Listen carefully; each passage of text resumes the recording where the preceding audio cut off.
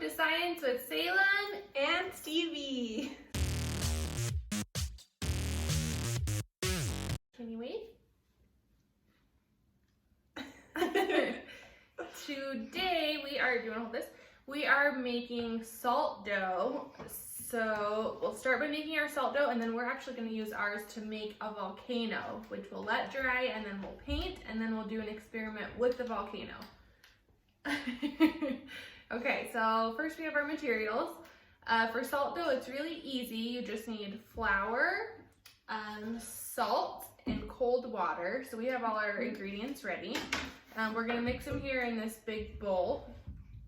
So we'll start, first we're gonna mix our salt and our flour. So for salt, we need 1.5 cups. So here I have my measuring cups. This one says 1 cup, so I'm gonna fill it all the way to the top and dump it in. Salem's gonna help me, hopefully.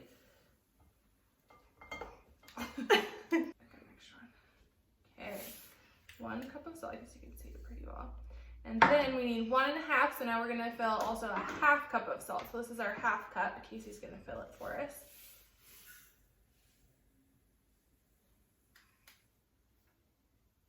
We're gonna fill it all the way to the top. Okay, and then dump it in, so that's our 1.5 cup salt. Now we need 3 cups of flour, right? Yes. 3 cups of flour, yes. Okay, so with flour, that's 1 cup, 2 cups,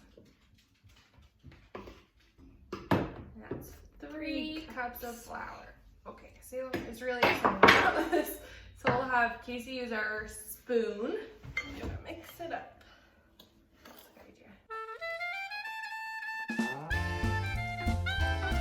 Okay, and then we're gonna take, I have 1.5 cups of cold water. I already got this ready in our big measuring cup.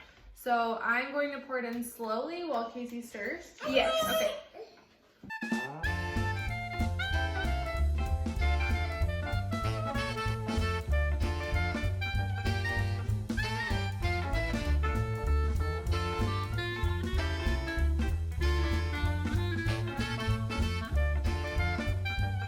Starting to get a little bit more clumpy and stick together, so that's how we know it's working. It looks like cookie dough. It really looks like cookie dough. But it does not taste like cookie Yeah, dough. you probably don't want to eat it. Okay, once it is pretty well mixed together, it's getting really hard for Casey to stir. It's hurting her arm. We are gonna find a flat, hard surface. We chose just a baking sheet. You probably have one of these at home. We're gonna lay it down, we're gonna lay our dough on top, and we're gonna knead it until it's all kind of sticking together how we want it. So if you've ever made bread before, you have to knead it, which is kind of like Casey will show you with her hands. You kind of crunch it together and move it around.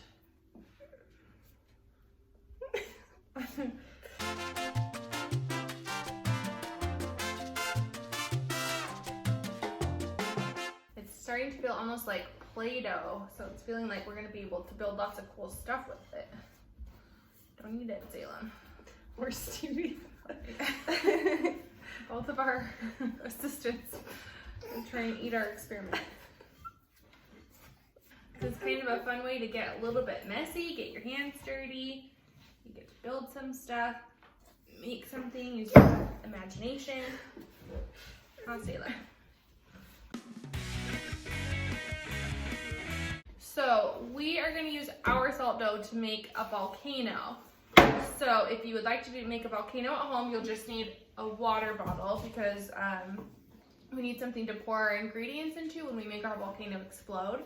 If you don't want to make a volcano, that's totally fine. You can make whatever you want. You could make mountains, you could make a snowman, you could make whatever you want. So we have this piece of, it's just kind of like heavy paper that we're going to build it on. You could do cardboard, you could do whatever you have around your house. And we're going to build our volcano around this water bottle. Good job.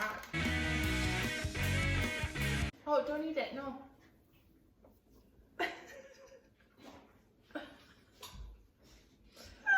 If you can see Salem's face, you can tell it doesn't taste very good. Here, I'm gonna get Stevie thinks it tastes her some water.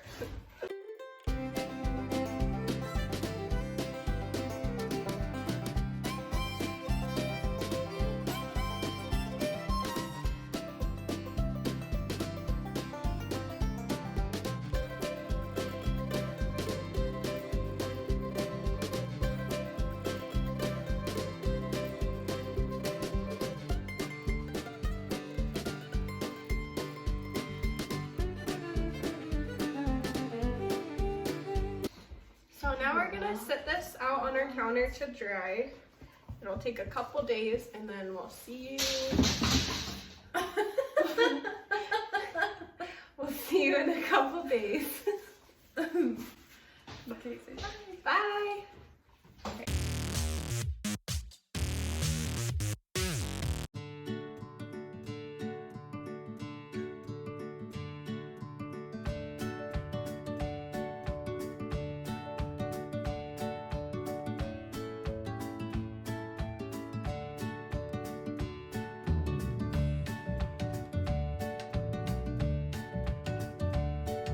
We're back. We've painted our volcano. We let it dry, then we painted it. How long did we let ours dry? 2 days. It's 2 or 3 days, so we just kept feeling it to make sure it's fine. I guess if you want to paint it faster, then you can bake it in the oven, but you couldn't have the water bottle inside, so we just let ours dry and then painted it, waited another day, so now we're ready for the experiment part. Okay, so first we have some dish soap. We're just gonna put in just a couple drops. Let's see if there's... And then since we're making a volcano, we want our lava to be red, so we have some red food coloring. We're gonna put a couple drops in, because we've never done this before, so we're gonna put some in before and after the baking soda. So next we have to do 2 tablespoons, so that's our tablespoon of baking soda. So I have a funnel, it's gonna make it easier for us. 1 tablespoon, and let it kind of go down slowly so you can make sure it all gets in there. He's helping. 1 and 2. Okay. And then we want about 1/2 cup of vinegar. So I'm pouring it into here so we can pour it into our volcano easily. If you're doing this at home and you have any dinosaurs or little animals who you might want to get covered in lava, you can put them around. We didn't really have anything to use, so we decided not to. Okay, so next is we're gonna slowly pour in the vinegar and watch.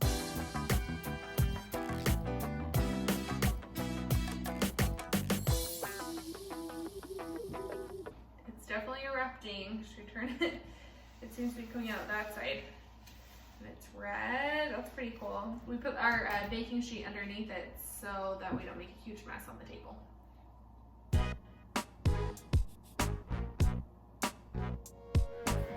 That's cool. Wow. That's really cool. So if you're at home, you can see what would happen if you pour the vinegar more quickly, or if you pour it in slowly, or if you put more baking soda. There's lots of variables you could try. We're gonna do our experiment one more time so that Stevie and Salem can watch this time. You ready? Do you want to pour it in? Sure. Okay, we have it all set up. We're just adding the vinegar. Okay, ready? Watch.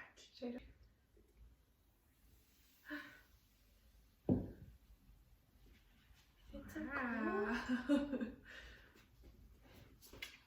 Stevie wants to eat it. Yeah, look.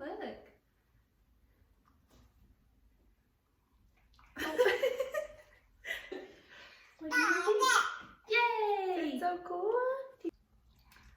So the volcano. It's better. So the volcano erupts because there's a chemical reaction that happens between the vinegar and the baking soda. That's pretty cool, huh, Salem? Okay, guys, thanks for joining us. We hope you enjoyed. Bye. Say bye.